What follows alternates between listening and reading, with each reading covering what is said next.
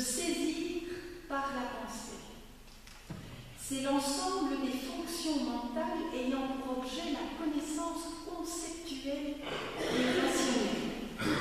Alors, c'est pas moi qui ai donné cette définition. J'étais maligne, j'ai été voir au dictionnaire, vous l'aurez compris. Encore, il est écrit « L'intelligence distingue l'homme de l'animal ». Ou encore, c'est la capacité de comprendre, de donner du sens à telle ou à telle chose. C'est vrai qu'aujourd'hui, nous sommes fort intéressés de connaître le niveau d'intelligence, par exemple, de nos enfants, qui sont bien sûr tous brillants. De là, tous ces tests pour calculer le quotient intellectuel qui existent. Et c'est vrai que beaucoup d'enfants sont libellés aujourd'hui, je ne sais pas comment on dit, hyper intelligents, super malins. Vous savez, si vous allez sur Internet, vous allez trouver même des sites qui proposent des parcours pour devenir plus intelligent. Peut-être intéressant. Ensuite, dans l'avenir, nous serons de plus en plus confrontés à l'intelligence artificielle.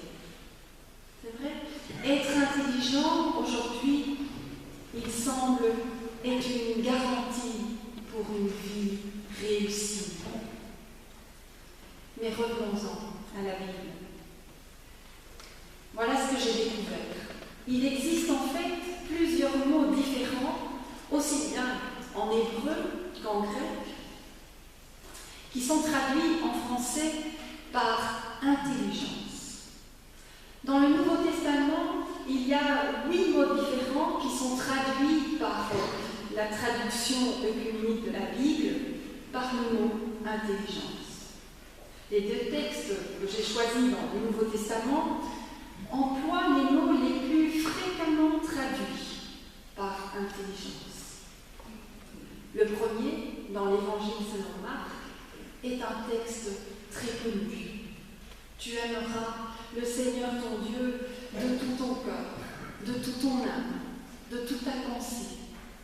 Ou comme disait le scribe, qui a tout simplement répété ce que Jésus disait, de toute ton intelligence. Jésus répond à cette question du scribe, quel est le premier commandement? Et la réponse de Jésus ne choque personne. Non, parce que c'est la réponse en fait d'un juif croyant. C'est une réponse ancrée dans l'identité juive, dans sa propre tradition. Il a tout simplement répondu avec 2 versets de la Torah, qu'on appelle aussi la Pentateuque, les 5 premiers livres de la Bible. Mais ce qui est remarquable, c'est que Jésus a ajouté un élément à la confession de foi qui se trouve dans le livre du Deutéronome. Et ça n'a pas l'air de déranger le scribe, justement parce qu'il considère qu'il n'y a pas de division dans l'âme, comme dans la philosophie grecque où on voit l'âme de l'humain est supérieure alors que le corps est quelque chose d'inférieur. Non, dans le judaïsme, l'homme, l'humain est entier. Et c'est l'humain entier qui aime Dieu, qui y croit. L'ajout de Jésus est « aime Dieu avec toute ton intelligence ». Ce qui caractérise encore mieux l'amour pour Dieu. Ce n'est pas une émotion passagère, périodique, mais bien une décision, un sens à donner à notre vie. J'ai le droit d'y réfléchir. J'ai le droit de questionner, de poser mes questions. Croire à Dieu avec toute son intelligence, car il ne nous est donc pas demandé d'avoir une foi aveugle, mais une foi clairvoyante où l'on peut réfléchir. D'ailleurs, l'étude des textes bibliques a toujours été une obligation à l'intérieur du judaïsme. Ce qui ne veut pas dire qu'il fallait les interpréter comme le faisaient les pères avant eux. Il ne suffit pas de répéter, mais il faut y trouver un sens pour aujourd'hui, un sens intelligible. Il est donc question d'une foi qui pose les questions en rapport avec le temps dans lequel on vit. Que dit notre foi aujourd'hui? Comment rendre intelligible cette foi pour nos contemporains? Comment expliquer ce que nous croyons, ce que nous espérons? Ce sont là des questions perspicaces pour aujourd'hui. Traduire les paroles de la Bible pour aujourd'hui, c'est notre devoir de chacun, de chacune. C'est le devoir du chrétien et peut-être plus particulièrement du théologien.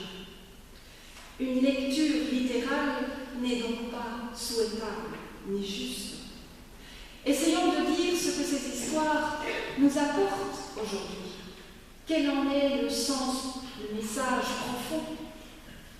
Ce rajout de Jésus nous empêche en fait de tomber dans le fondamentalisme, dans une foi qui croit tout, qui lit littéralement les textes jusqu'à l'absurde. Jésus nous protège de cela, en ajoutant qu'il faut aimer de toutes ses pensées, de toute ton intelligence. Mais hélas, de décevoir ici, notre intelligence ne nous suffit pas.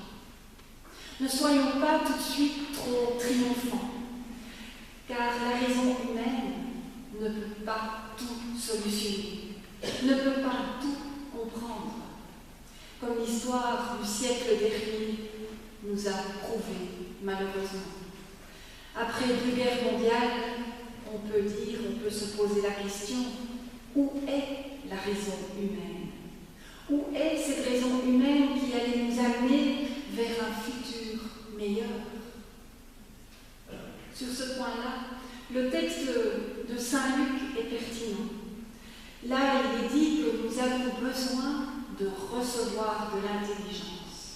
De recevoir de l'intelligence pour comprendre les Écritures.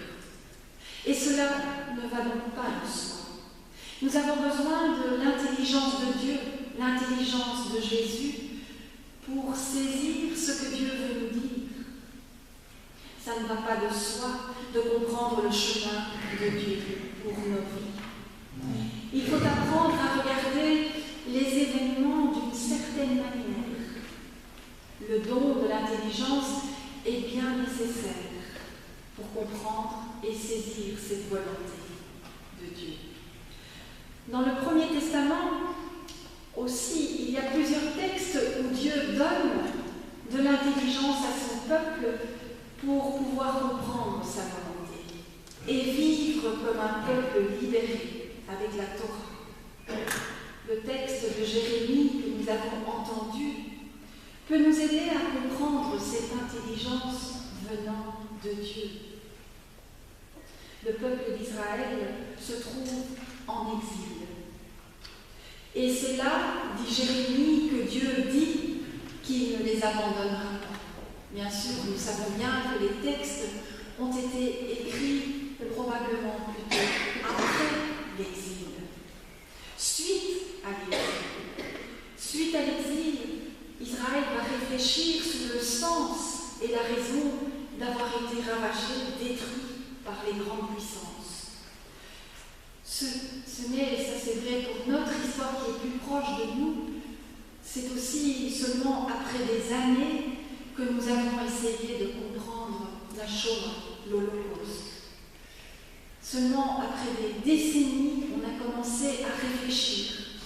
On a lancé un regard en arrière pour analyser et comprendre pourquoi cela est arrivé et comment c'était possible. C'est avec le recul qu'ils auront la compréhension, donc l'intelligence et la sagesse.